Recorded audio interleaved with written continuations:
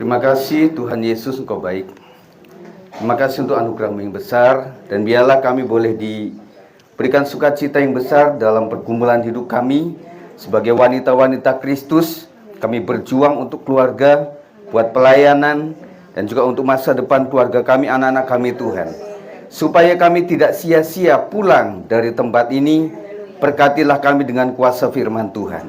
Supaya disampaikan kami jelas mengerti, tidak saja mengerti, tidak saja mendengar dengan baik, tetapi kami melakukan firman Tuhan sesuai dengan kehendak Tuhan. Biarlah kami boleh berakar, bertumbuh, dan akhirnya berbuah yang menyenangkan hati Tuhan. Terima kasih, kami siap segala pencuri benih firman Tuhan, yaitu kuasa udara, ilah-ilah zaman ini, segala filsafat duniawi, kami patahkan, hancurkan di dalam nama Tuhan Yesus Kristus.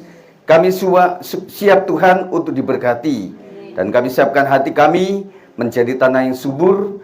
Tuhan berbicara, kami mendengar, kami melakukan firman Tuhan, dan kami kuat menjalankan iman di masa akhir zaman ini. Demi nama Yesus, kami sudah siap untuk mendengar firman Tuhan. Yang percaya katakan amin. Puji Tuhan, silakan duduk.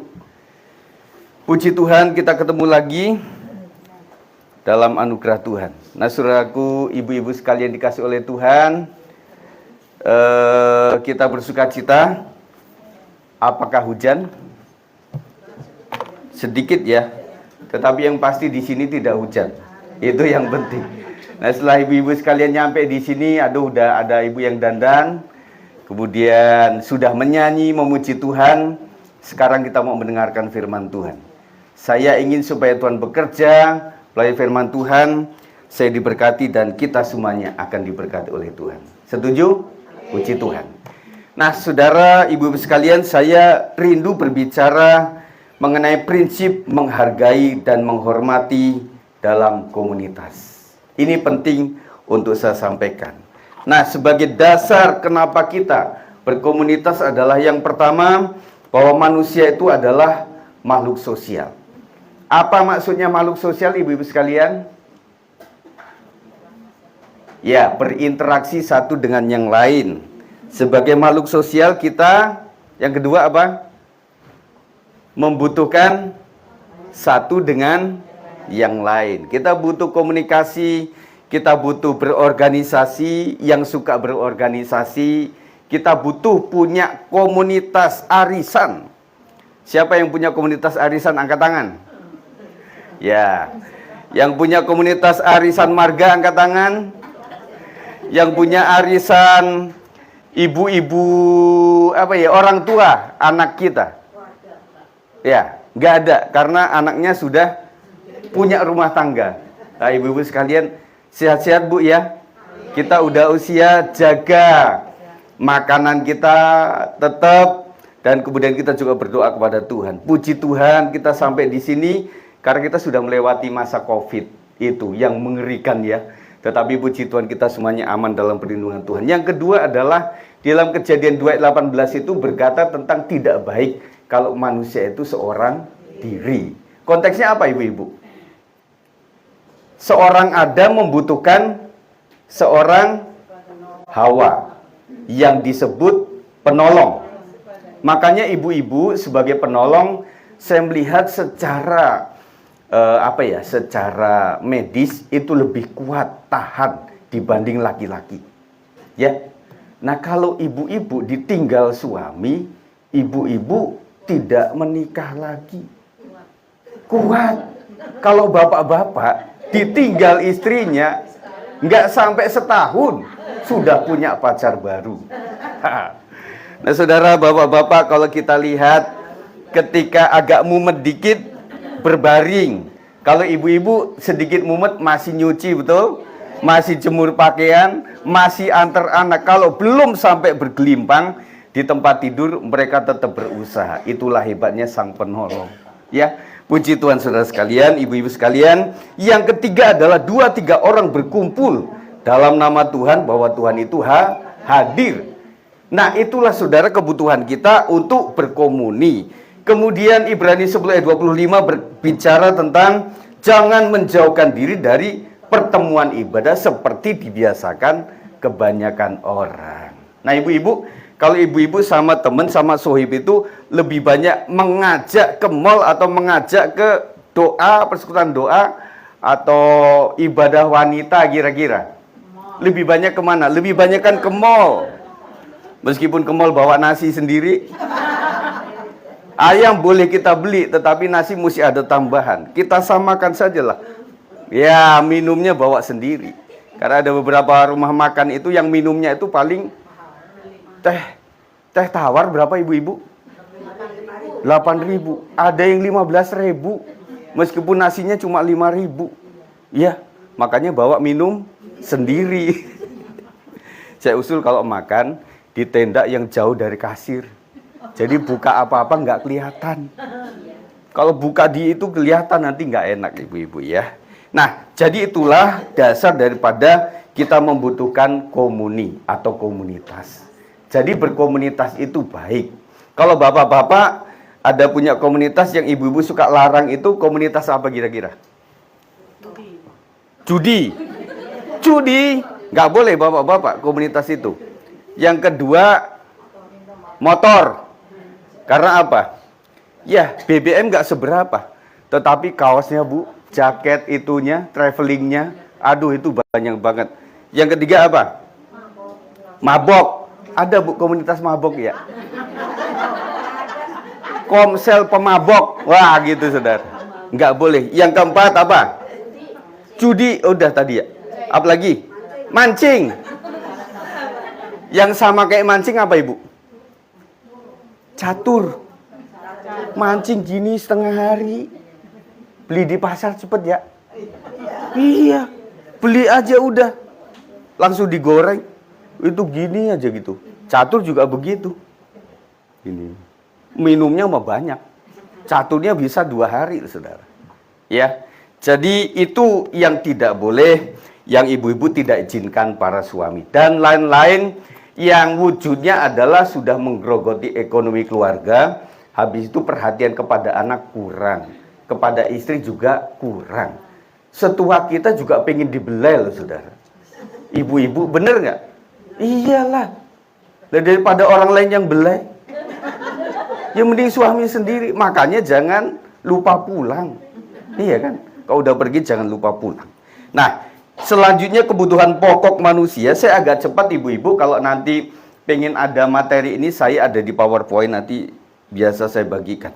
Kebutuhan pokok manusia adalah dihargai, dihormati, dan dikasihi. Menghargai artinya menilai orang lain sebagai yang penting.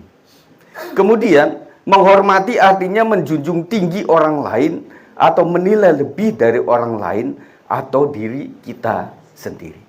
Saya rasa kalau kita praktekkan, kita menghormati orang, kemudian mendahulukan orang, itu rasa damai, sejahtera, dan juga ada sukacita yang tersembunyi di dalam hati kita. Silakan bu, tempat duduknya sini. Dibanding kita, tempat duduk gua mana? Itu diambil orang tuh, tolong orang suruh pergi. Nah kalau di Jumat kadang-kadang kita take tempat. Kalau kami mudah ibu-ibu sekalian untuk, ya di situ pasti siapa, di situ pasti siapa. Ketika mereka nggak hadir ketahuan. Tetapi kalau gereja besar enggak saudara. Tetapi ketika ada di sebuah gereja besar, tempat duduk yang biasa kita duduk didudukin orang, apakah kita marah? Kadang ada yang marah.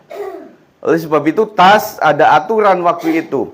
Tolong ibu-ibu ruang kita sempit, jadi tasnya jangan naik tahta.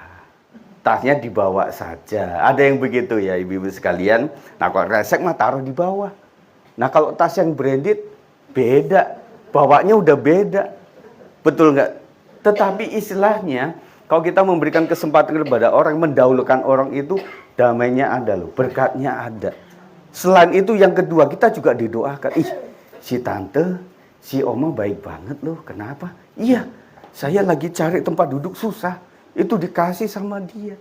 Nah kalau kita memberikan sesuatu, impactnya juga baik. Orang baik itu akan selalu menuai segala yang baik. Puji Tuhan. Kita lanjutkan lagi ibu sekalian. Sikap saling menghargai dan menghormati adalah merupakan salah satu kunci keharmonisan dalam komunitas. Juga saya ingatkan bahwa kita akan berbicara mengenai komunitas yang juga dalam keluarga. Saya ingin sandingkan nilai keluarga kita masukkan ke dalam komunitas rohani. Nah saudara, ada sebuah kata yang disebut adalah harmoni atau harmonis. Kalau di dalam musik biasanya di musik orkestra. Saya akan tanya kepada ibu sekalian, yang namanya harmonis itu kayak gimana sih di dalam rumah tangga tuh? Harmonis yang ibu-ibu sebutkan itu adalah hasil. Betul? Keluarga itu harmonis banget. Nah, pertanyaan saya, sebelum menuju kepada harmonis, apa yang terjadi di dalam keluarga kita? Betul nggak? Bapak Ibu, kita melihat itu begitu harmonis ketika usia pernikahan yang ke-50. Dia jalan di taman sambil tuntun anjing. Kemudian anak-anak muda bertanya kepada si kakek, "Kek, saya tuh sangat salut melihat dari pojok dari tadi kakek bercengkrama dengan nenek. Begitu luar biasa saling mengasihi.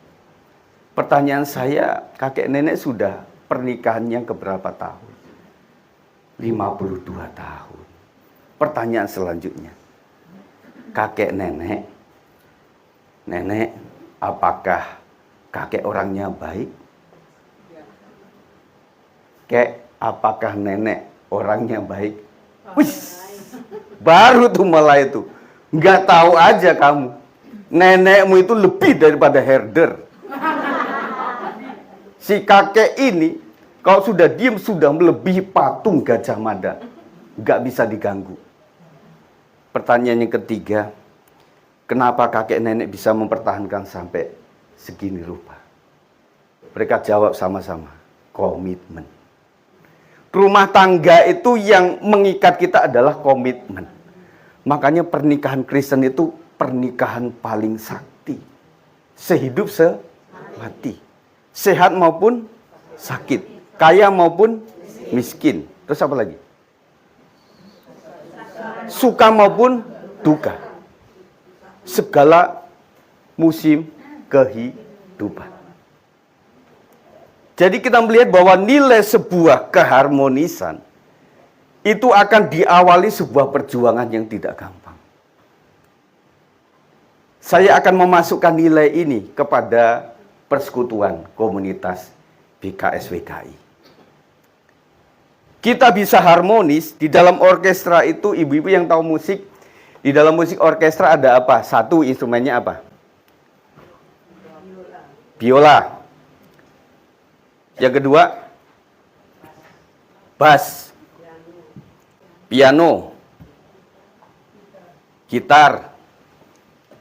Apalagi Bu, sambil saya minum. Seruling, flute, saksofon. Pertanyaan saya, kalau misalnya drum atau timpani itu dibunyikan sendirian, itu bunyinya kayak apa? Timpani, gitu. Nggak ada enak-enaknya. Tetapi ketika setiap musik yang berbeda dimainkan bersama-sama, itu indah sekali. Kita itu ibarat 5 jari yang beda-beda.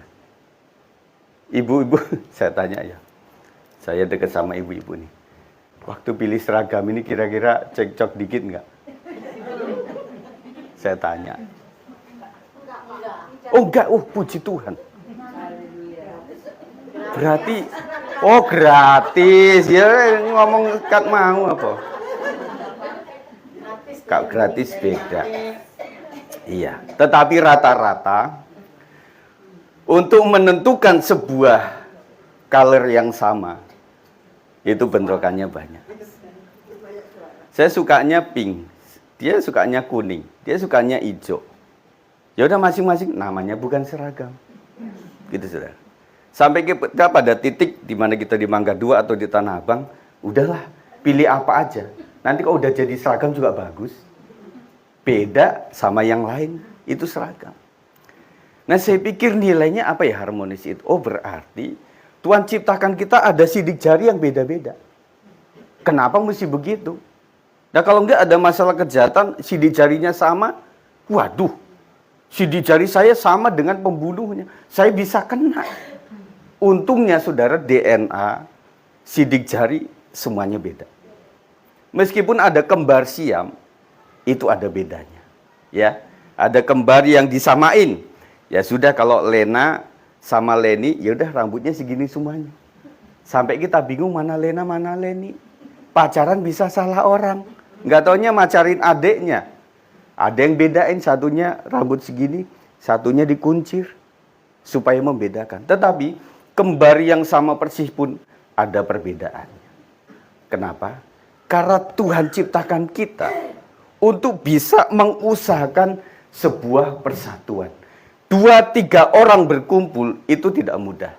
Saya dalam artian KKM keluarga itu minimal 2 itu suami istri, anak dan selanjutnya. Ibu-ibu, kita butuh menyatu iman kita, meskipun kita semuanya Kristen, apalagi beda. Tetapi menyatukan iman gak gampang. Ibu udah bilang, pokoknya saya udah sama Tuhan berdoa, dan kita mau buka usaha di satu tempat sana. Suami belum tentu satu iman sama kita. Kita bilang kita usaha kelontong, Papa. Suami bilang, enggak mah. Menurut saya jangan kelontong. Kita jual yang namanya misalnya jual minyak saja. Karena dalam menentukan itu membutuhkan satu kesatuan. Makanya saudara sekalian, kenapa 2-3 orang berkumpul? Kelompok kecil yang terbatas. Tetapi Tuhan tahu untuk menyatukan 2 orang itu sangat sulit. Dan kalau bisa, Tuhan kasih mujizatnya. Mazmur 133 bicara tentang berkat kerukunan. Amin. Rukun itu bukan berarti sama semuanya. Kalau ibu-ibu adalah pendiam, dikasihlah seorang suami, bapaknya agak cerewet. Kalau misalnya ibu adalah yang agak banyak ngomong, dikasihlah bapak yang sedikit ngomong. Kalau dua-duanya pandai ngomong, itu rumah tangga kayak pasar. Kalau dua-duanya pendiam, itu kayak kuburan. Tetangga nggak tahu bahwa itu ada penghuni atau tidak. Yang dia soroti lampu nyala, oh ada orangnya. Meskipun nggak ada suara. Tetapi meskipun kita mati listrik, apalagi, itu suara kenceng banget. Tidak cuma masa tahun baru, tetapi setiap hari mereka itu rame semuanya. Nah ibu-ibu sekalian, Tuhan memberikan keharmonisan dalam rumah tangga kita. Kadang-kadang kita bicara mengenai harmonis, kita akan tanyakan di umur 5 tahun pernikahan. Anakku, anak rohani yang sudah kita berkati, kau sudah masuk kepada nilai harmonis dalam rumah tanggamu? Lumayan, oh. Dia agak keras kepala, tetapi tidak sekeras pada saat seminggu pernikahan. Itu puji Tuhan. Penyesuaian, adaptasi. Yang satu dari Solo, yang satunya dari Medan. Waduh saudara, langit dan bumi. Tetapi sampai menyatu, yang Jawa menjadi keras kayak orang Batak. Yang Batak ngejawain, itu luar biasa. Sehingga membuat saya melihat ada pasangan yang beda seperti ini. Saya bilang ke ibunya, Bu, ibu kok lebih Batak daripada bapak? Bapak lebih Jawa daripada ibu. Bisa begitu ya, bisa tuker karakter, iya. Itu saling. Nah ibu-ibu sekalian, kita akan bicara BKSBKI udah ulang tahun keberapa ya ibu ya? Lupa ya? Orang kita pengurus juga ditunjuk aja nggak tahu sejarah BKS itu kapan lahirnya. Tapi lumayan cukup lama. Nah saya bilang, kita bisa menyatu bukan berarti sama semuanya. Tidak. Beda-beda saudara. Tetapi karena kita adalah saling satu dengan yang lain. Nanti kita akan semakin mengerti. Pertanyaan untuk direnungkan, apakah komunitas dalam keluarga dalam Tuhan itu adalah tempat yang memiliki rasa kekeluargaan. Nah, rasa kekeluargaan itu seperti apa? Saya melihat ada sebuah keluarga yang begitu akrab. Ketika pergi ke gereja sama-sama, turun dari mobil sama-sama, turun dari becak, becaknya 2, yang satu 3 orang, yang satunya 2 orang karena 5 orang, mereka rukun begitu. Pertanyaannya sama kayak kepada kakek tadi. Apakah mereka Tidak pernah cekcok? Tidak juga. Tetapi intinya bahwa keluarga itu ada nilai-nilai yang bisa bertahan. Itulah yang akan kita tarik di dalam komunitas rohani kita. Sebelum lebih jauh ke sana, saya melihat dalam keluarga itu ada saling mengampuni. Pernahkah ibu dalam perkataan yang tidak dengan iman untungnya, aku tuh nyesel ngelahirin kamu, nak. Ibu-ibu kalau udah ngomong kepada anaknya sudah, ini udah dibun-bunan begini. Aku nyesel punya anak seperti kamu. Ketika nyesel sebagai anak, apakah ibu-ibu pergi ke RT, RW, kelurahan, tolong hapuskan dari kakak keluarga anakku ini? Adakah seorang ibu karena anaknya nakal, kita lepaskan daripada marga atau fam yang ada pada dia? Tidak pernah. Inilah nilai salah satu yang ada dalam keluarga komunitas Kristen. Mesti ada seperti itu. Prinsip Alkitab, dalam 100 kumpulan domba, 1 tersesat. Yang ditinggalkan yang mana? Yang 99. Kita mencari 1 jiwa itu sulit, ibu-ibu sekalian. Sulit. Tetapi kadang-kadang ketika orang itu ada dalam komunitas kita, kita mencoba mengusir dia dari komunitas kita. Kita lupa, saudara, bahwa untuk memenangkan dia itu sulitnya minta ampun. Seorang ibu bisa sampai di sini untuk izin suaminya itu 5 tahun. Ada seorang setiap dia pulang daripada persekutuan, dia dihajar sama suaminya, dia dijambak, dipukulin. Tetapi ibu tersebut berkata kepada saya, Pak Gembala, waktu digituin saya kok nggak ada rasa dendamnya. Saya itu bukan orang yang lemah. Ada ibu-ibu yang sampai bannya ban hitam. Dek, rumah sakit. Dek, kuburan. Kenapa nggak lakukan kepada suami kayak gitu? Udah suami kerempeng. Saya hajar juga rumah sakit. Tetapi dia memiliki apa ya? Kesabaran. Kemurahan hati untuk mengampuni. Dan akhirnya pada saatnya, ya Mas, silakan engkau ke gereja. Meskipun dengan keterbatasan waktu. Anaknya mendapatkan seorang yang anak Tuhan. Silakan nikahkan anak kita kepada kepercayaan kami. Saya akan hadir dalam pernikahan. Butuh perjuangan yang luar biasa. Amin, ibu-ibu sekalian. Nah, ibu-ibu kalau ketemu sama teman itu damai, sejahtera, sukacita. Apalagi dapat hepeng. Uangnya ada, tebel. Itu sukacita. Tetapi dalam hati kalau kita di rumah kita menjerit. Ada hal-hal yang tidak bisa disampaikan. Apalagi doa untuk suami itu tidak mudah. Jangan sampai kita tumpang tangan kepada suami. Suami bisa marah sama kita. Karena doa kita seperti doa Hana. Yang cuma bibir sudah nggak bisa berkata-kata. Di dalam rumah ruang yang sempit nggak mungkin saya mendoakan suami dengan keras. Cuma ketika suami bangun di dini hari itu, Mama, kenapa tunduk di situ? Enggak, habis kelilipan. Kelilipan apaan? Dia habis menangis di hadapan Tuhan. Siapa ya pernah ibu-ibu mengalami seperti itu? Tetapi rasanya dengan begitu ibu-ibu, suami dimenangkan. Ya Bu, kesini dulu Bu. Setelah dimenangkan, kadang-kadang kita juga miris ibu-ibu. Si ibu datang kepada pendeta, Pak, saya tuh ingin supaya mengecap perilaku pertobatan suami saya. Tetapi kenapa pasca bertobat 6 bulan kemudian dipanggil oleh Tuhan? Betul nggak? Saya 5 tahun sampai 10 tahun mendoakan dia untuk menjadi orang yang baik. Setelah dia bertobat 6 bulan dia dipanggil oleh Tuhan. Mulai mau kecewa sama Tuhan. Tetapi seseorang berkata, Ibu, Tuhan yang paling tahu. Karena setiap perilaku manusia, kelemahan dia di masa lalu, iblis selalu membawanya ke situ. Tuhan tahu. lebih daripada 1 tahun, 3 tahun, suami ibu akan kembali kepada jalan yang salah. Oleh sebab itu Tuhan panggil dia pada saat lagi baik-baiknya.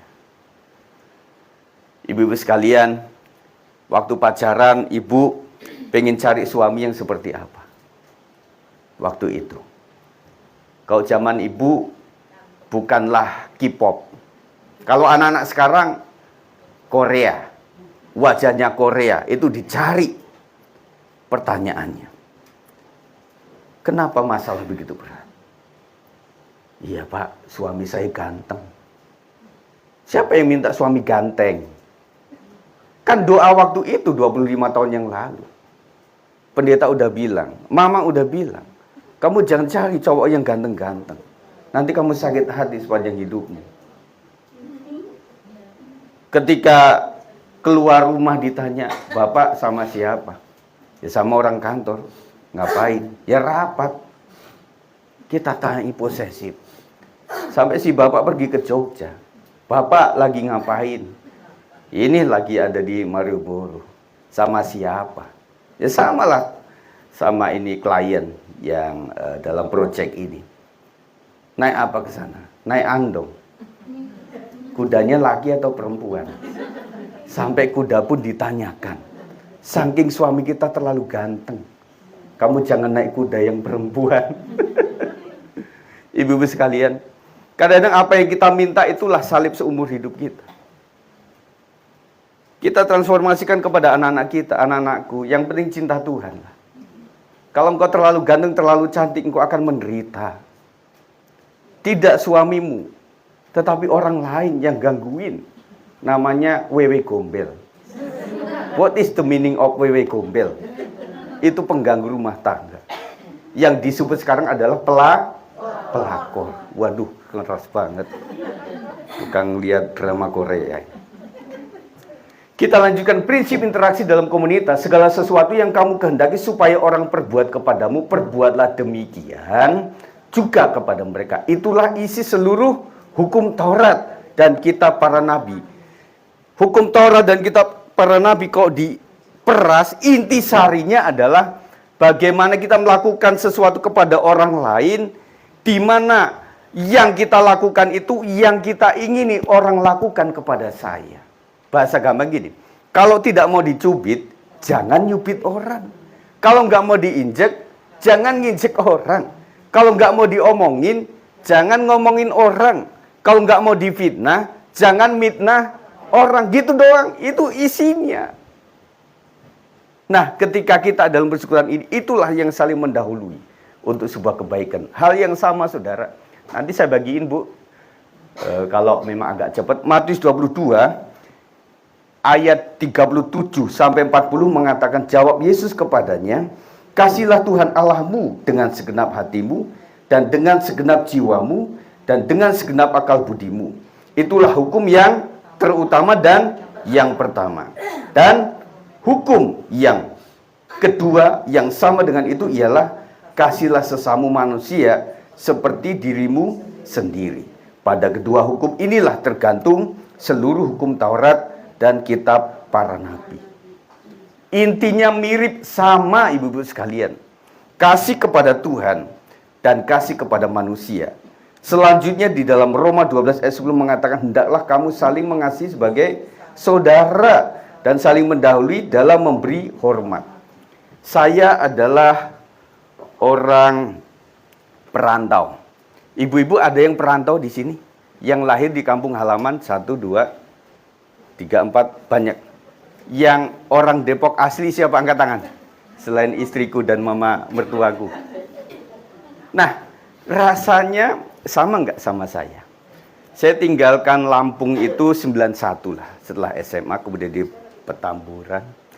Kemudian saya sampai kepada mengembalakan ini jadi jarang pulang. Kakak saya juga mengembalakan di Kalimantan. Ayah saya juga gembala. Jadi sesama gembala tidak boleh saling mendahului. Emangnya bes kota. Itulah yang kesadaran itu yang kami miliki. Nah, akhirnya saya bersyukur bahwa ternyata saudara di dalam Tuhan itu lebih akrab. Ya, ada keluarga besar daripada ibu-ibu sekalian, tetapi kadang-kadang kakak adik kok rasanya lebih tidak sedekat kumpulan core yang sama-sama, kumpulan vokal grup yang sama-sama, makan nasi uduk sama-sama, masak di gereja menunya ya kita bicarakan sama-sama, cari seragam kecuali yang anugerah tadi ya sama-sama. Nah rasanya ini keakraban dan itulah panggilan kita dalam komunitas. Amin. Inilah yang kita bawa keluarga besar kita, mari kita masukkan dalam komunitas rohani. Sehingga disitulah si abang yang kayak gimana temperamennya, tetapi saya bilang bahwa dia adalah abangku. Adikku yang seperti apapun kata orang, yang penting kata saya. Orang bilang begini, kalau sama adik kakakku kamu jangan lihat perkataannya yang kasar. Lihatlah apanya? Hatinya. Kata-katanya memang kasar, tetapi hatinya lembut. Hello Kitty. Wajahnya preman, tetapi hatinya Hello Kitty. Kalau dia melihat anak sekolah minggu gak tahan. Nih anakku, ini permen buat kamu ya. Iya, aduh, si Bang, abang wajahnya kayak gitu, tetapi hatinya sangat baik ya. Ya itulah. Karena apa? Karena kita dalam Kristus, begitu. Nah kemudian saudara sekalian, Roma 12 ayat 10 memberikan prinsip ini. Ini adalah prinsip memberi tempat kepada orang lain terlebih dulu. Coba lakukan ibu-ibu sekalian. Ketika, ya tapi ibu-ibu sudah usia. Anak-anak muda saya sering bilang begini, ketika engkau ada di KRL, kemudian ada seorang yang mungkin nggak terlalu beda jauh umurnya, tetapi coba kasih bangku itu kepada dia. Yang pertama, engkau menjadi saksi sebagai orang yang baik. Yang kedua, dia akan mendoakan. Terima kasih adik ya. Mau kemana? Iya, semoga selamat sampai tujuan. Jadi kalau kita memberikan sesuatu, mendahulukan orang lain, itu enak di sini ya saudara. Kadang-kadang kita agak marah dengan, misalnya ibu-ibu naik motor, kemudian ada mobil yang begitu kerap gitu ya. Baru ada lowong dikit, itu mobil langsung zlep gitu. Nungguin itu 5 menit. Kalau dia tadi tidak langsung maju, saya masuk ke situ, saya udah di sono tuh di ujung. Kita juga kadang-kadang sebel, aduh kenapa sih orang nggak berpikiran seperti itu. Makanya ini bagaimana kita mendudukkan kita sebagai orang lain.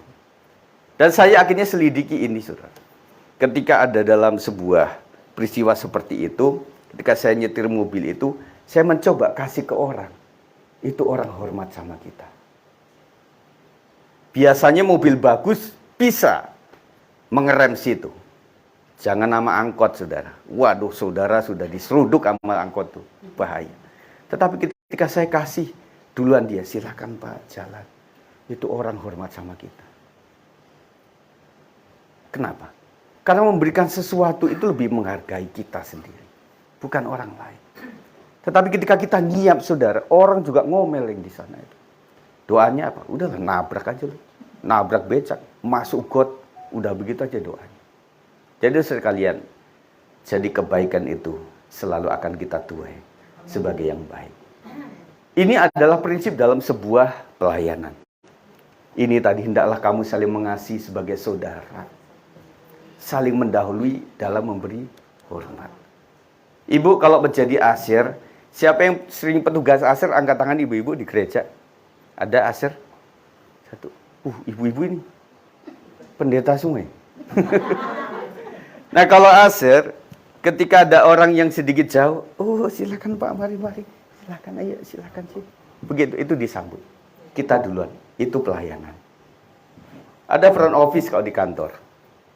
Itu melayani. Rasanya melayani seperti itu. Silakan Bu. Loh, ini kertas ibu. Tetapi ada beberapa ibu juga yang luar biasa. Ketika orang begitu padat, itu tas 5 sudah ada di bangku semuanya. Orangnya nggak datang. Di ibadah udah mulai 5-10 menit. Ini mau disisihkan, ini nggak tahu modelnya kayak apa. Betul nggak ibu-ibu? Tetapi ketika orang menyediakan sesuatu kepada yang orang lain lebih dulu, itu kita sejahtera dan kita akan diberkati. Kalau tidak percaya, praktekkan saja. Lanjut, apa kata Tuhan tentang kita, saudara? Oleh karena engkau berharga di mataku, dan mulia dan aku ini mengasihi engkau, maka aku memberikan manusia sebagai gantimu, dan bangsa-bangsa sebagai ganti nyawamu. Hanya manusia yang lain yang menghinakan kita. Tuhan menganggap kita berharga. Bahkan orang Cik Pujisik kalau kenal, pernah melihatnya, dia nggak punya tangan, nggak punya kaki. Buat dia apanya yang berharga. Tetapi dia ketika melewati badai kehidupan rasa dalam dirinya, sampai dia tahu panggilan dia sebagai orang yang cacat, akhirnya menjadi motivator tingkat dunia. Dia sampai kalau misalnya dia mau kasih motivasi, dia mesti naik ke atas meja. Bagaimana dia berusaha seperti itu. Dan boleh dikatakan kalau saya mungkin tangan normal, kaki normal, tidak semulia ini, Tuhan mengangkat saya. Orang yang terhina, saudara, orang yang tertindis, Tuhan bilang apa? Aku dekat kepada orang yang remuk hatinya. Kenapa? Orang yang remuk hatinya, dia murni di hadapan Tuhan. Siapa ibu-ibu yang terakhir doa betul-betul tulus di hadapan Tuhan? Ketika pergumulan begitu berat. Kalau doa makan gak setulus-tulus amat. Terima kasih Tuhan Yesus. Nak, tempenya mana? Untuk berkat-Mu ini, terima kasih ya Tuhan, Kau sudah memberkati kami. Haleluya, amin. Tanpa beban. Tetapi kalau kita memiliki pergumul yang berat, saya pernah, tentunya kita juga pernah. Itu enggak susah untuk ngomong. Yang pertama, kenapa susah ngomong? Udah sering ngomong sama Tuhan. Setiap kita mau berlutut di hadapan Tuhan. Ya Tuhan, maafkan aku Tuhan. Yang aku minta ini aja dari kemarin. Karena belum terjawab. Akhirnya, kita hanya menangis di hadapan Tuhan. Dan untung ada jaminan. Sebelum engkau berkata-kata ibu-ibu, Tuhan sudah tahu apa yang kau butuhkan. Sehingga membuat kita nggak bisa ngomong lagi. Udah. Kalau orang yang suka menyembah, nyembah aja. Nyanyi aja. Kenapa orang sembahyang, doa itu tidak bisa lama? Karena dia belum bergumul. Nyanyi haleluya 12 kali. Haleluya. 12 kali 2, 24. 24. Sampai diulang-ulang sampai ratusan kali. Bosen ah. Puji Tuhan. Haleluya. Gloria. Amin. Saking udah nggak ada kata-kata. Seorang bilang, Bu, kita sama-sama loh nyanyinya. Sebab Tuhan baik. Sebab Tuhan baik. Ibu setiap nyanyi itu kok nangis. Saya nyanyi 10 kali nggak nangis-nangis. Kenapa? Karena nggak menghayati itu. Dan saya pikir ibu-ibu adalah satu kaum yang mudah berekspresi di hadapan Tuhan. Ketika kita mengenang kebaikan Tuhan. Makanya tips saya begini. Kalau kamu pengen doa panjang, pengen bersyukur panjang di hadapan Tuhan, ingatlah mulai 25 tahun yang lalu apa yang terjadi. Saya pernah sakit sembuh. Katakan, Tuhan Kau adalah penyembuhku Tuhan. Terima kasih. Saya sudah divonis dokter. Waktu itu umurku hanya 5 tahun. Sudah jalan 25 tahun. Puji Tuhan, terima kasih. Kau adalah penyembuh. Ketika bisa membayangkan itu, kita bisa menangis ibu-ibu sekalian. Kenapa Tuhan bilang kalau bahwa orang yang ada tertindas itu baik untuk mengenal jalan Tuhan. Anak-anak muda susah untuk diajak menangis di hadapan Tuhan. Mama dikit-dikit nangis, dikit-dikit nangis. Ingat utang nangis, doa nangis, gak ada beras nangis. Apa sih gak nangis? Kebanyakan nonton film India nih. Tetapi kalau kita mengalami kebaikan Tuhan, Makanya adalah kecaplah dan lihat apa? Betapa baiknya Tuhan itu. Jangan dibalik, kecaplah dan lihat betapa jahatnya suamiku. Kita nggak bisa bersyukur. Tetapi kalau betapa baiknya Tuhan, kita bisa mengucap syukur kok. Makanya untuk maju, lihatlah orang yang sukses di atas kita. Tetapi untuk rendah hati dan berjuang bersama Tuhan, lihatlah orang-orang yang ada di bawah kita. Makanya ibu-ibu, kunjungi panti jompo. Itu sangat menyehatkan rohani kita. Kita ngunjungin di ibadah penghiburan, di ibadah pemakaman. Itu sangat menyehatkan rohani kita. Kalau kita di tempat pesta, ya itu kita seneng sih. Karena apa? Dari ujung sampai ujung, dari gubukan pojok kiri sampai gubukan pojok sana, kita harus mengicipinya. Bahkan doa, makan belum selesai, udah antre di situ. Udah pegang piring semuanya. Doa belum selesai. Amin. Wah, ternyata sudah ada yang makan. Mak, kenapa sih? Kalau misalnya pesta seneng banget ngicip sana, ngicip sini. Dikit-dikit kecil, dikit-dikit bawa piring kecil. Pulang bawa piring kecil lagi. Bawa minuman lagi, minum. Enggak. Supaya kita bisa cerita. Tan, tadi pesta di sana gimana? Kok bukannya enak banget. Itu gaduh-gaduh luar biasa. Enak itu. Terenak di Depok tuh. Kita bisa cerita. Tetapi ketika dia mengunjungi di panti jompo, kita dengar dia, Nek, kenapa baru kita datang, kita baru duduk, baru rangkul, pundak nenek udah menangis. Baru dia cerita, saya itu keluarga kaya. Anak saya doakan dari kecil. Supaya mendapat sekolah yang terbaik, kerjaan yang terbaik, gaji yang terbaik, supaya mereka tidak susah.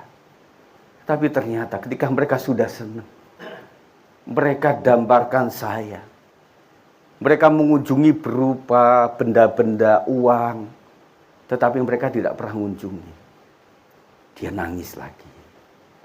Nenek punya cucu berapa? Nangis lagi. Si opa kemana? Nangis lagi.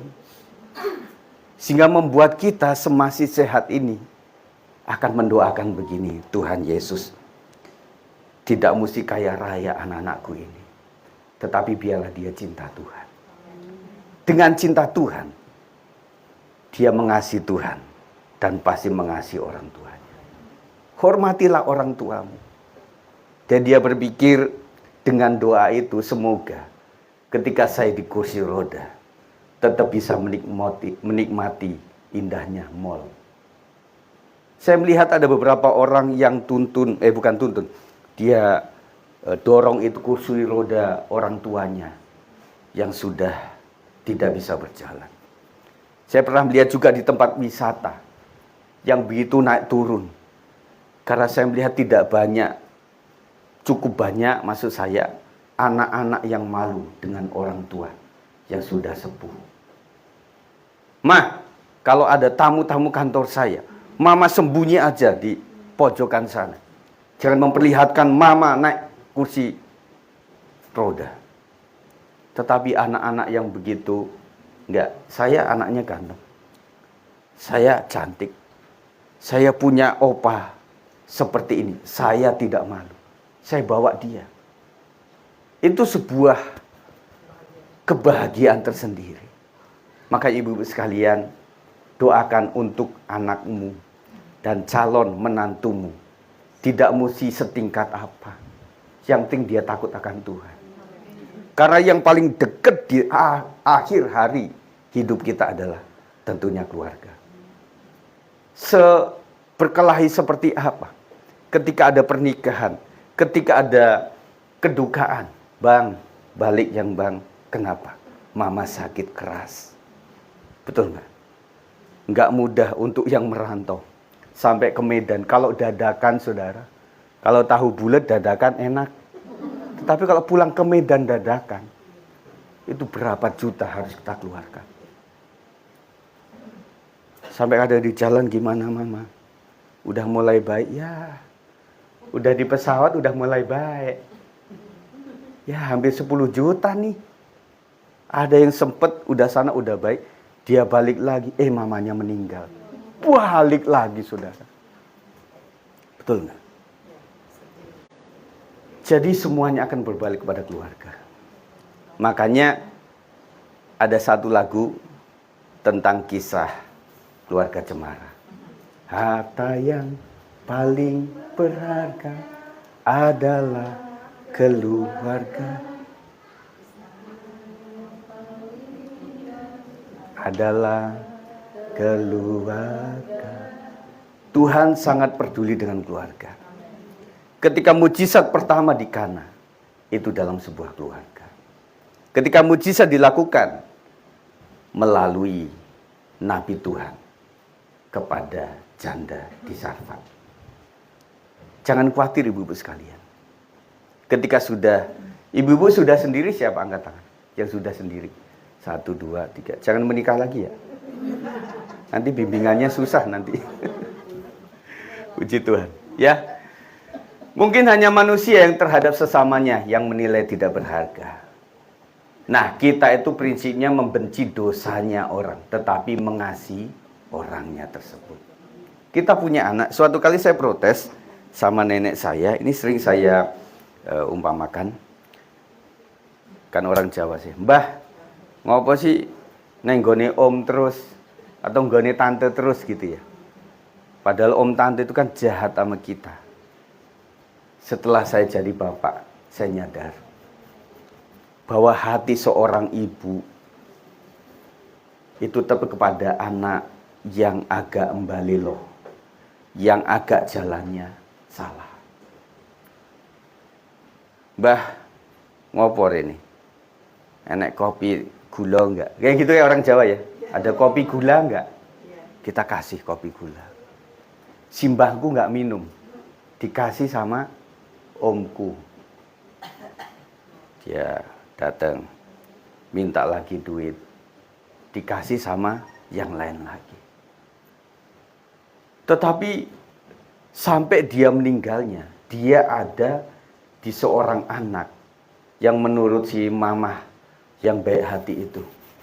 Kayak prinsip tinggalkan 99, mencari yang satu. Saya bilang kepada anak-anak antara kakek adik, kalian mesti tahu hati orang tua itu seperti apa. Dikit-dikit kakak, beli tas untuk kakak. Beli ini kakak, kakek, sampai kakek nanti. Kita susah untuk terjemahkan kasih kita kepada kakak kita. Kita cuma mau bilang, nak, kamu sebagai adik sudah bagus. PRPS sudah jalan. Kau bangun pagi sudah jalan. Kau bisa merapikan tempat tidurmu. Lah abangmu ini, setiap dia bangun pagi, itu kayak perang dunia. Sendal di mana? Itu botol aqua kemana? Itu kamar bau. Habis itu kalau tidak dibangunkan, padahal alarm sudah 3 handphone. Matiin. Matiin. Akhirnya telat terus. Oh gitu ya, Ma? Iya. Mama perlu dampingi abang kamu. Nak, kalau kamu kos di Jogja, Mama izinkan kamu. Tetapi kalau abangmu kos di Depok pun, Mama nggak izinkan. Ibu-ibu merasa seperti itu. Itulah Bapak kita yang baik. Kadang kita doakan orang-orang yang seperti itu cepat mati aja lah. Betul nggak? Itu orang penipunya minta ampun, udah mati aja lah cepat. Tuhan bilang jangan. Setiap jiwa berharga di mata Tuhan. Dan kita kadang-kadang mendapati orang yang baik cepat mati. Tetapi orang yang aduhai kelakuannya, sehat walafiat, nggak pernah sakit. Kita yang suka kunjungan, kita yang suka melayani, dikasih sakit mulu. Casingnya oke, jeroannya sakit. Tetapi Tuhan sungguh adil. Tetapi intinya adalah disinilah Tuhan kasih bilang sama kita, anakku, kalau aku bisa mengampuni bahkan musuh, bahkan yang menyalibkan aku, kau pasti bisa mengampuni satu dengan yang lain. Ketika engkau nuding orang lain, ini jarimu minimal 3 ke kamu sendiri. Tidak mungkin orang nuding begini. Itu siapa? Kan begini. Nah, artinya apa? Jangan kita melihat selumbar di mata orang. Sedangkan mata kita penuh dengan balok. Memang logis, kenapa nggak melihat? Karena baloknya terlalu gede. Nah, akhirnya kita bicara begini. Ya sudahlah, abang, nggak apa-apa. Papa marah sama kamu kan. Tidak mau kuliahan kamu. Karena kamu tidak mau berterima kasih sama orang tua. Kita marah sama anak kita. Habis itu, masakin dia tetap. Antar ke sekolah, tetap. Kita biayain kuliah, tetap. Meskipun dengan nabung, orang beli handphone, beli gadget, kita beli emas. Bukan emas sigit. Tetapi bukan untuk kita pakai. Sekali waktu pesta kita pakai. Tetapi lebih banyaknya kita investasi. Taruh, anak kita heran. Mama, kita kan biasa aja. Tapi waktu dedek kuliah kok mama ada duit sih? Mama bohong kali, orang kaya kali ya? Enggak anak, mama enggak kaya. Tetapi mama pandai untuk bisa menabung untuk kalian. Kayak tante dong. Gelangnya 3, di sini 5. Maka kalau muji Tuhan begini mulu. Orang enggak angkat tangan, dia angkat tangan, kerincing. Enggak, mama enggak gitu. Semua adalah berkat Tuhan. Amin. Ibu sekalian kita lanjut ya. Hati Yesus penuh kasih dan penghargaan. Ketika Yesus melihat hal itu, ia marah dan berkata kepada mereka, biarkan anak-anak Paidion itu datang kepadaku. Jangan menghalang-halangi mereka, sebab orang-orang yang seperti itulah yang mempunyai kerajaan Allah. Yesus penuh kasih. Nah saudara, ibu-ibu sekalian, karakter seorang anak, saya buat skripsi saya S1 dari ayat ini. Paidion itu adalah anak kecil. Yang kata ibu-ibu polos. Ya. Anak tulus, anak polos, anak jujur. Yang inilah calon pewaris kerajaan surga. Tetapi di sini mengatakan, biarkan anak-anak umur sekitar sampai 8 tahun di Paidion ini. Kemudian jangan menghalang-halangi mereka, sebab orang-orang bukan anak-anak lagi. Tetapi orang dewasa yang memiliki karakter yang tulus seperti anak-anak kecil. Saya pernah menjadi guru, anak suka berantem. Kita damaikan karena salah sangka dan sebagainya. 2 hari anak selesai. Yang belum selesai siapa? Orang tuanya. Ngaku. Kita bilang, Bu, anaknya udah main sama-sama loh. Iya, saya habis sakit hati anak saya digituin. Iya, kan sudah diklarifikasi. Orang tua sangat sulit untuk bisa mengampuni. Tetapi kita mencoba untuk memiliki karakter seperti anak-anak. Yang tulus, polos, apa adanya. Silakan, ya. Itu, Markus 10 ayat 14 ini. Kemudian, di dalam 1 Timotius 5 ayat 8 mengatakan apa? Tetapi jika ada orang yang tidak memeliharakan sanak saudaranya, apalagi seisi rumahnya, orang itu murtad dan lebih buruk dari orang yang tidak beriman. Nah, kita kembali kepada keluarga. Jadi kita harus menjadi pemelihara persaudaraan. Tema Natal 2021 itu tentang kasih dan persaudaraan. Saya ciptakan lagu temanya waktu itu. Dan kita harus menjaga persaudaraan yang rukun.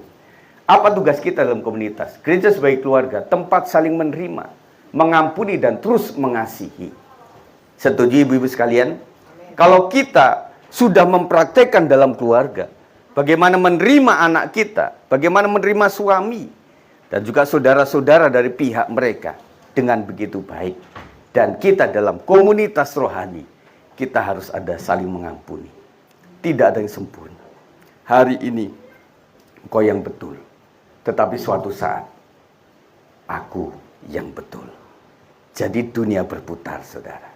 Tetapi ketika saling mengasihi ada, maka kita akan tetap setia. Harus ada rasa memiliki, sense of belonging, dan ada sikap menjaga korps, saudara. Nah, kita melihat bahwa saya melihat ada beberapa orang yang kecewa dan tinggalkan Tuhan, bukan karena orang lain iman. Tetapi siapa? Karena orang-orang percaya sendiri. Kita banyak sekali melihat ini banyak gereja, saudara. Jadi ketika orang keluar itu kadang-kadang rebutan keluar dari parkiran lah, masih pakai dasi, yang mungkin dia sintua atau pendeta, udah sampai di berantem, udah mobilnya hampir nabrak, ketika turun, temennya sendiri, temen segereja, lu, saya pikir orang lain, hampir sudah mau jotos-jotosan, saudara, sama-sama pakai dasi, sama-sama majelis. Nah, kadang-kadang saudara sekalian, sebagai komunitas kita ini akan terlihat dimanapun berada. Oleh sebab itu, menjaga korps itu penting. Kita bilang begini, kamu tidak peduli gereja mana, tetapi kita adalah satu iman dalam Kristus. Kita harus menjadi terang di lingkungan kita. Kau Katolik, kau Protestan, kita karismatik, tetapi satu komplek ini, biarlah kita saling menjaga. Jangan sampai ada orang yang menjauhi kita oleh karena kita sendiri. Kita jaga korps, saudara. Lanjut lagi, mental orang dewasa rohani, Roma 12 ayat 10 mengatakan, ini di dalam terjemahan sederhana Indonesia, sebagai saudara-saudari seiman yang sudah bersatu dengan Kristus, dengan sepenuh hati, juga hendaklah kamu berusaha menghormati semua saudara seiman melebihi diri sendiri. Nah, ibu sudah lakukan itu ketika ibu dalam rumah tangga, pasti mendahulukan anak-anak. Kami tahu waktu kecil kami, ibu itu selalu makan yang terakhir. Ketika telur dibagi 5, padahal bapak, ibu, plus 4 orang anak. Anak bertanya, "Mah, kenapa telurnya cuma dibagi 5? Mama makan apa? Udahlah kalian makan dulu. Mama nanti lihat dedek kamu biasanya nggak habis makan itu." Kami pun kadang-kadang ketika bertiga, kami pesen 2. Bukan karena ongkosnya dikit. Tetapi kadang anak kita dulukan. Ketika dia nggak habis, ya sudah kita yang makan. Makanya ibu gemuk-gemuk, kenapa? Ya sisa anak-anak itu. Iya enggak? Anak itu kan maunya aja matanya. Keinginan mata doang. Itu enak tuh, makanan Jepang, makanan Korea. Lidah kita, lidah Medan, lidah Jawa. Mereka lidah viral. Mana yang viral? Habis itu begitu. Enggak habis lagi. Agak mamanya yang lidah Jawa ya mesti Korea. Kita makan meskipun udah mau ini. Yang kita bikin, aduh ini mahal nih. Segini 50.000 nih. Mesti habisin. Kan begitu sayang. Betul enggak? Tetapi itulah yang namanya keluarga. Kita berusaha untuk menghormati itu semuanya dan membuat kita akan tetap berukut. Untuk kepada Tuhan medianya adalah manusia. Saya ingatkan lagi, dan raja itu akan menjawab mereka, aku berkata kepadamu, sesungguhnya segala sesuatu yang kamu lakukan untuk salah seorang dari saudaraku yang paling hina ini, kamu telah melakukannya untuk aku. Kita sadar bahwa di dalam komunitas kita ada orang-orang yang perlu kita pedulikan. Dan kita sangat menghargai dia. Saya katakan begini, kalau kita memberikan sebuah kemurahan hati, dan orang itu bisa membalas, rasanya balasan dari surga kecil. Tetapi ketika orang kita bantu dan mereka tidak bisa membalas, hanya Bapa di surga yang bisa membalasnya. Lanjut saudara, aduh masih panjang ini ibu-ibu. Mana ya? Nanti saya kasih PPT-nya aja. Enggak apa-apa. Ya angau-angau dikit enggak apa-apa ya. Puji Tuhan. Bangunlah sesuatu yang baik sebagai harta kekal. 1 Korintus 3:12-15 mengatakan, entahkah orang membangun di atas dasar ini dengan emas, perak, batu permata, kayu, rumput kering, atau jerami, sekali kelak pekerjaan masing-masing orang akan nampak. Karena hari Tuhan akan menyatakannya, sebab ia akan nampak dengan api, dan bagaimana pekerjaan masing-masing orang akan diuji oleh api itu. Jika pekerjaan yang dibangun seseorang tahan uji, ia akan mendapat upah. Jika pekerjaannya terbakar, ia akan menderita kerugian, tetapi ia sendiri akan diselamatkan. Tetapi seperti dari dalam api. Maksudnya adalah, apapun yang kita lakukan, kita akan tuai di hari kekekalan. Oleh sebab itu, masa bodoh teing, kata orang. Maksudnya saya lakukan aja yang terbaik. Kita jangan ngikut-ngikut untuk melakukan sebuah kejahatan. Karena jahat akan menuai kejahatan, tetapi kebaikan akan tetap menuai segala kebaikan. Tenang saja ibu-ibu sekalian. Ibu-ibu diremehkan, terserahlah. Yang penting saya di mata Tuhan. Saya nggak peduli kata orang. Yang penting apa kata Tuhan. Kau berharga di mataku, mulia dalam pandanganku. Itu kata Tuhan. Terserah kata orang seperti apa. Yang penting saya benar di mata Tuhan. Selesai. Nah, ibu-ibu sekalian, saya bersyukur pada saat malam hari ini boleh membagikan berkat firman Tuhan ini, dan biarlah kita tetap menjadi sekutu yang berkenan di mata Tuhan. Mari anakku, bisa kita memuji Tuhan. Satu, ku kasih kau dengan kasih Tuhan, tetapi dalam nada yang pelan. Ibu-ibu bisa berdiri supaya nggak semutan. Kalau sudah lelah, boleh duduk kembali, ya. Di luar masih hujan. Ya, jadi masih ada waktu untuk kita sekalian.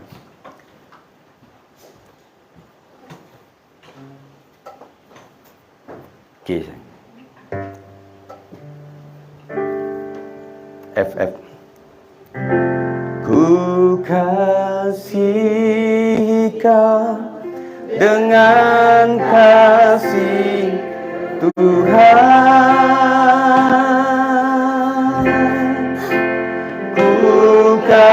Kasih kau dengan kasih Tuhan.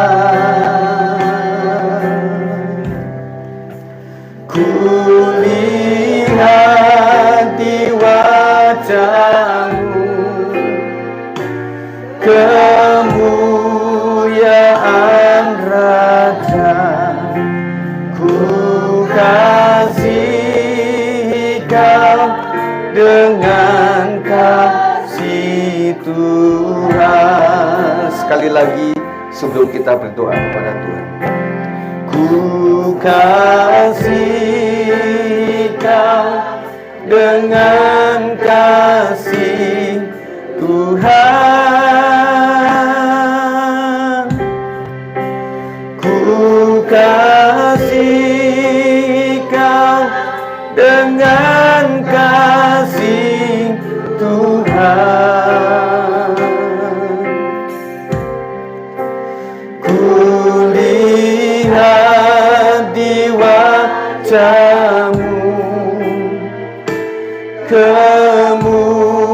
kemuliaan Raja. Ku kasih kau dengan kasih Tuhan. Mari angkat tangan kita di hadapan Tuhan. Kami memberikan hormat kepadamu ya Tuhan yang baik. Tidak pernah Engkau setuju dengan sebuah perpecahan. Karena Tuhan, bahkan dalam doanya, biarlah Bapa, seperti Engkau dan aku bersatu, dan biarlah setiap umatku bersatu. Dan inilah panggilan kepada gereja Tuhan di wilayah Depok, supaya bagaimana kita mendoakan para bapak-bapak pendeta kita, supaya mereka bersatu, gereja-gereja Tuhan tetap bersatu.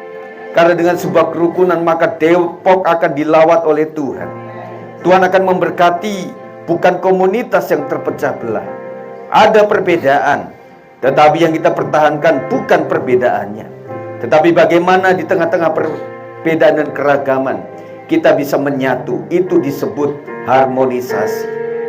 Terima kasih Tuhan, kami mendoakan untuk kota kami tercinta, yang di dalamnya ada gereja-gereja Tuhan, di dalamnya ada para pendeta, di dalamnya ada jemaat Tuhan, dan kami yang ada di sini sebagai kelompok BKSWKI. Tuhan berkat-Mu atas mereka semuanya, supaya menyatukan hati untuk visi ke depan, dan biarlah BKSWKI dengan semua pengurusnya diberkati oleh kuasa Tuhan. Terima kasih, kami sudah dengar firman Tuhan. Biarlah semuanya tidak sia-sia, karena Tuhan yang memberkatinya.